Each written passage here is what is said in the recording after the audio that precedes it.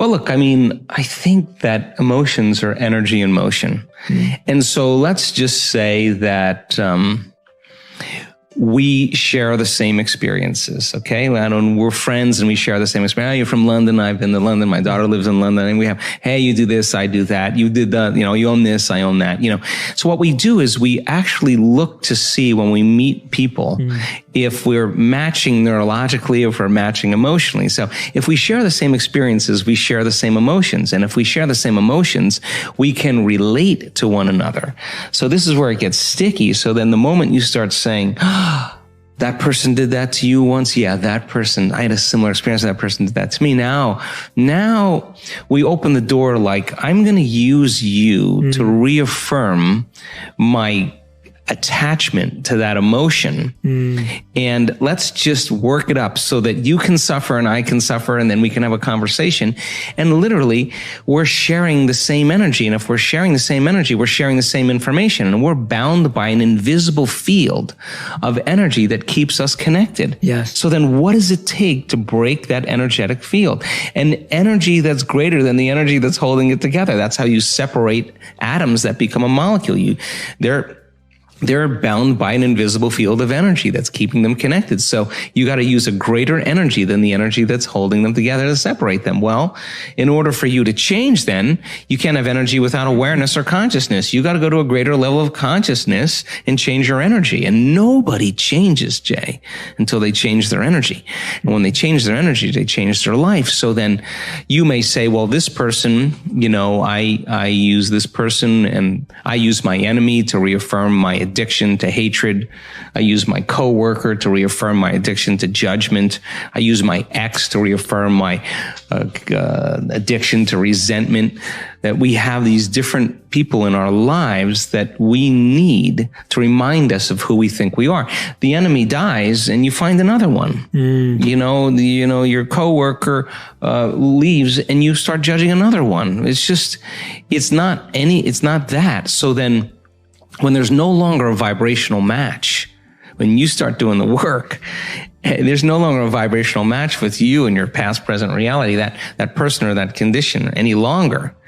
That person or condition is going to spiral away because you're no longer in need of that. So then, our life begins to change when we change our energy and we begin to take our power back. That's essential for us to begin to create with. Now, some people can't handle that because they're not conscious that they're doing it. So they'll be working on their vision of the future, and yet they'll spend 2 hours lowering their energy back into victimization or suffering, and they want to know why their future isn't happening. Well, there's an unconscious program. Let's go after that. And once you start going after that, now all of a sudden your life starts to change again. So you can't say it doesn't work.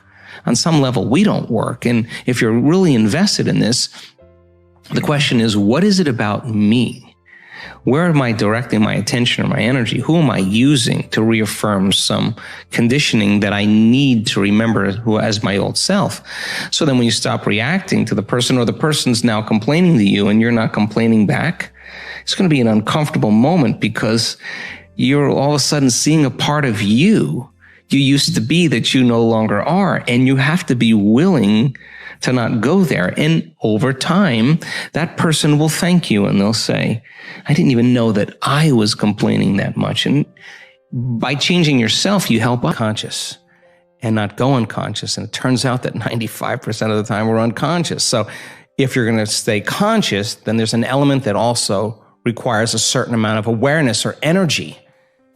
And you got to step outside of that unconscious state. So the thoughts that they're thinking are slipping by their awareness unnoticed because they're hardwired in their brain, because they've been saying, I can't, it's too hard, my life will never change, it's someone else's fault. Those thoughts have consequences in the body.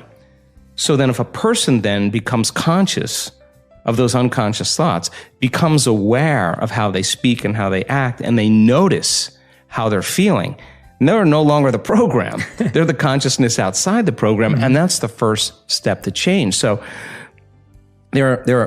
when you're distracted by your environment and you got your cell phone and you're tweeting and you're Instagramming and Facebooking, whatever people do, you're distracted by that feeling.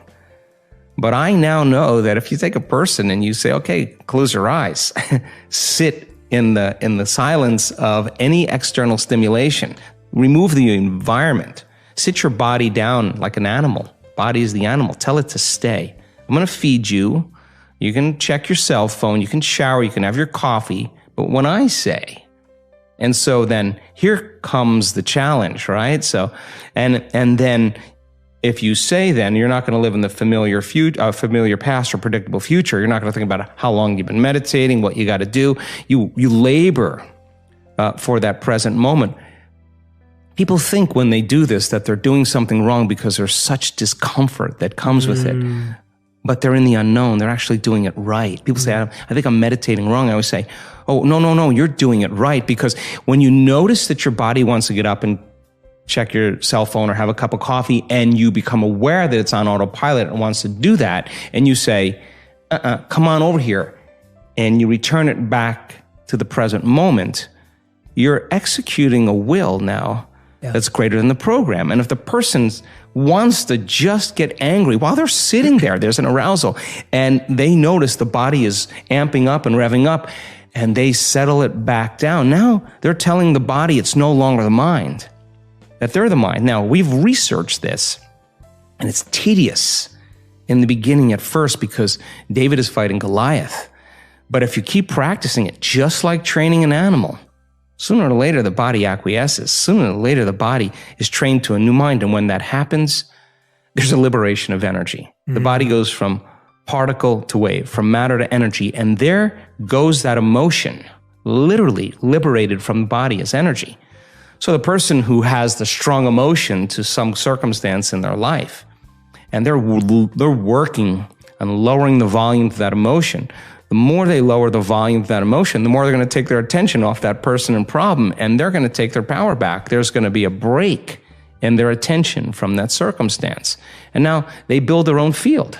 And now there's energy to heal. Now there's energy to create a new life. Now there's energy for the mystical moment because they've overcome their old personality self. So I think, it's not like thinking positively. That's not the message. No. It's overcoming until we become somebody else. And when that occurs and the person starts thinking differently and they start acting differently and they start feeling differently, they're a new personality. And they start seeing those synchronicities and serendipities. How bad does it have to get? I mean, to what denominator, to what lowest level do you have to reach before people really make up their mind to change? My message is, why wait? I mean, when you're feeling so altered emotionally, you feel so bad, that's the moment you could actually see yourself for the first time, because you're not answering your cell phone. You're not responding to all your texts. You're not watching TV. You're not going out to dinners. You're not calling people back. Something's altered in you, and you're starting to become self-aware, right? So then people wait to that lowest moment where they can start to see themselves through the eyes of somebody else. Well, if you're waking up every day and you're combining a clear intention with an elevated emotion, and you're changing your emotional state to be elevated, you could still see the old self from an elevated point of view and stay conscious than from a limited point of view. And that's what I want for people. Like, let's go. I mean, what do you got to lose? What people are going to start wondering, like, did you change your medication? What's up with that guy? Something's different about him. You're not predictable any longer, right? And I always say to our community, when you're changing, you just stop talking about it. You're just too busy being it. Something's happening, and that's the repetition of getting a few days in a row of that really well. I always say, God, if you had a great meditation, you wake up feeling better at the end of that meditation than when you started, and you do that the next day, and then the next day, you're going to start feeling better all the time. And then your body's going to start feeling better, and everything's going to start feeling better, and you're going to start feeling better about life.